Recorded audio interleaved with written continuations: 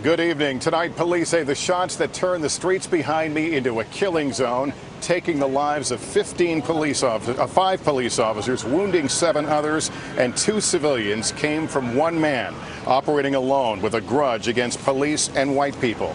Tonight, the nation shares Dallas's anxiety and shock over how a peaceful protest over police shootings of black men in Louisiana and Minnesota turned into an ambush of police officers here in Texas. As marchers ran in fear from the shots, police took cover and desperately tried to neutralize the attacker.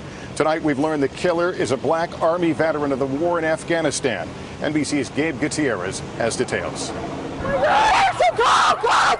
The ambush was well planned, well thought out, and evil, police say. Hundreds of protesters caught in the crossfire, while officers were targeted in cold blood. It was every car. I didn't see anybody else get shot.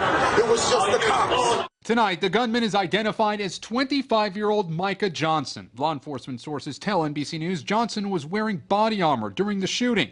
An NBC station KXAS reports he was laughing and singing during his hours-long standoff with police. The suspect said he was upset at white people. The suspect stated he wanted to kill white people, especially white officers. The march began just after 7, following this week's high-profile police shootings in Louisiana and Minnesota.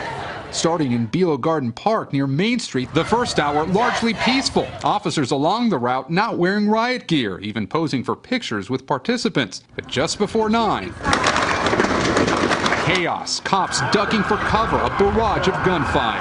Shots fired, officer down, it's an assist officer.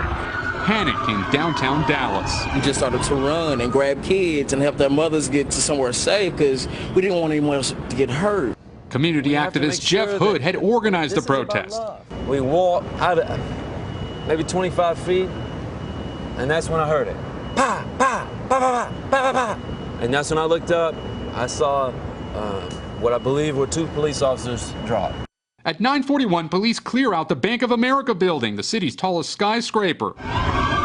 One by one, the horrifying death toll rises as Dallas police report on social media that it appears 2 snipers shot officers from elevated positions during the rally. I heard the first shot, but like him, I didn't realize it was a shot.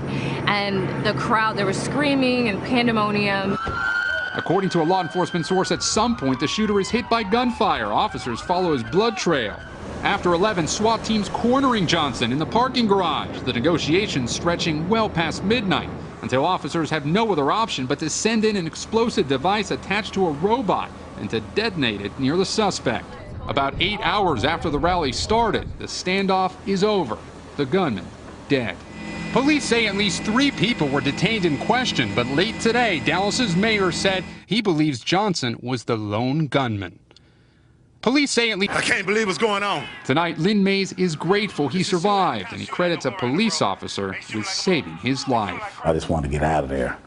And for a split second, it seemed like I wasn't going to be able to get out of there. That's how bad he was shooting.